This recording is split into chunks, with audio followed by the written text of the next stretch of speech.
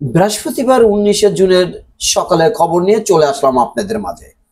আজকে বাংলাদেশ প্রতিদিনের শিরোনাম, প্রত্যাশার বাজেট হতাশায় পরিণত। লন্ডনের বৈঠক, একটি দল নারাজ।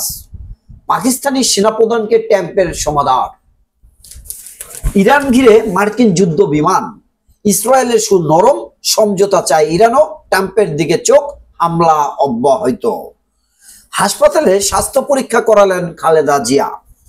প্রধান উপদেষ্টা, ভিআইপিদের জন্য সব ফ্লাইট বন্ধ থাকতো অতীতে। জটিলতার পাহাড়ে সংশোধনীয় আসন। হোলি আর্টিজানে হামলা, 7 জনের আমৃত্যু কারাদণ্ডের পূর্ণাঙ্গ রায়। ঐক্যের বৈঠক, যত ঘটনা। ঐক্য কমিশনের বৈঠকে হাস্যজল করমর্দনে বিএনপি নেতা সালাউদ্দিন আহমেদ, জামায়াত নেতা আব্দুল্লাহ তাহের ও এনসিপির নেতা নাহিদ ইসলাম। সচিবালয়ে ফের উত্তম। রোহিঙ্গা বিদ্রোহ ঝুঁকি দেখছে ক্রাইসিস গ্রুপ। রানের পাহাড় টাইগারদের। এই ছিল শিরোনাম, এখন বিস্তারিত। ইসরায়েলের বিরুদ্ধে ইরানের যুদ্ধ এবার সরাসরি মার্কিন যুক্তরাষ্ট্রের দিকে গড়াতে চলেছে। মার্কিন প্রেসিডেন্ট ডোনাল্ড ট্রাম্প ইরানকে আত্মসমর্পণ করার আহ্বান জানানোর পর যুক্তরাষ্ট্রের তরফে মধ্যপ্রাচ্য ও ইউরোপ জুড়ে ব্যাপক সামরিক তৎপরতা চালানো হচ্ছে। মধ্যপ্রাচ্যের মার্কিন ঘাঁটিতে নতুন করে 30টি যুদ্ধ বিমান সহ রণতরী ও ট্যাঙ্কার বিমান মোতায়েন করা হয়েছে।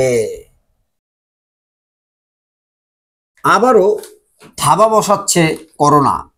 আতঙ্কিত না হয়ে সতর্ক থাকার পরামর্শ চিকিৎসকদের। বাংলাদেশে যে পরিমাণ করোনা রোগী এবং পরীক্ষার যে হার, তাতে বোঝা যাচ্ছে মানুষের মধ্যে সেই মাত্রার লক্ষণ দেখা যাচ্ছে না। করোনা নিয়ে আতঙ্কিত হওয়ার মতো কিছু এখনো দেখছি না। স্বাস্থ্য ও পরিবার কল্যাণ মন্ত্রণালয়ের বিশেষ সহকারী অধ্যাপক ডক্টর সাইদুর রহমান। বেহাল সড়কে বাড়ছে ভোগান্তি। রানীর দিঘিতে পানি নেই, ঘুরে বেড়াচ্ছেন ছাগলের পাল। কুমিল্লা নগরীর সুপেয় পানীয় জলের উৎস ছিল রানীর দিঘি। এই দিঘির পশ্চিম পারে কুমিল্লা ভিক্টোরিয়া সরকারি কলেজ, বাকি 3 পারে রয়েছে বসতি। দিঘির পারে মিলত নির্মল বাতাস। সেই দিঘিটি দীর্ঘদিন শুষ্ক অবস্থায় পড়ে আছে, সেখানে জমাচ্ছে গাছ, ঘুরে বেড়াচ্ছে ছাগলের পাল।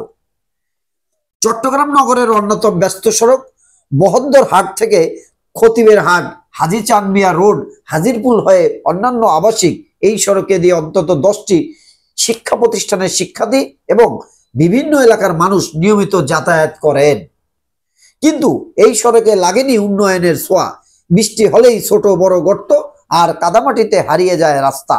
জানা যায় প্রায় 4.5 কিলোমিটার এই সড়ক দিয়ে যাতায়াত করে দিনী শিক্ষা প্রতিষ্ঠান জামিয়া আহমদিয়া সুন্নিয়া কামিল মাদ্রাসা, জামিয়া আহমদিয়া সুন্নিয়া মহিলা মাদ্রাসা, দারুল মারিফ মাদ্রাসা, চট্টগ্রাম ইন্টারন্যাশনাল মেডিকেল কলেজ ও হাসপাতাল, চট্টগ্রাম ইন্টারন্যাশনাল ডেন্টাল কলেজ ও হাসপাতাল এবং চট্টগ্রাম ইন্টারন্যাশনাল নার্সিং কলেজের শিক্ষার্থীরা। প্রতিদিন হাসপাতালে যাতায়াত করে হাজারো রোগী। এছাড়া এ সড়ক দিয়ে যাতায়াত করে চান্দাগাঁও ও পাঁচলাইশের কালাপুর, খতিবের হাট, হাদু, মাঝিরপাড়া, আদুরপাড়া, বানিয়ারফুল, হাজিরপুল, মাইসপাড়া এলাকার মানুষ। সরেজমিনে দেখা যায় বদ্রাহাট থেকে কালামপুর পর্যন্ত সড়কটি দেখলে মনে হবে এটি যেন সড়ক নয়, কদমাক্ত পরিত্যক্ত জায়গা। অতি সত্বর দায়িত্বশীল কর্মকর্তার দৃষ্টি আকর্ষণ করছি। প্রিয় দেশবাসী, ব্যস্ততার কারণে যারা পেপার পত্রিকা পড়তে পারেন না, তাদের জন্য আমার এই চ্যানেলটি করা। চ্যানেলটি সাবস্ক্রাইব করে রাখতে পারেন।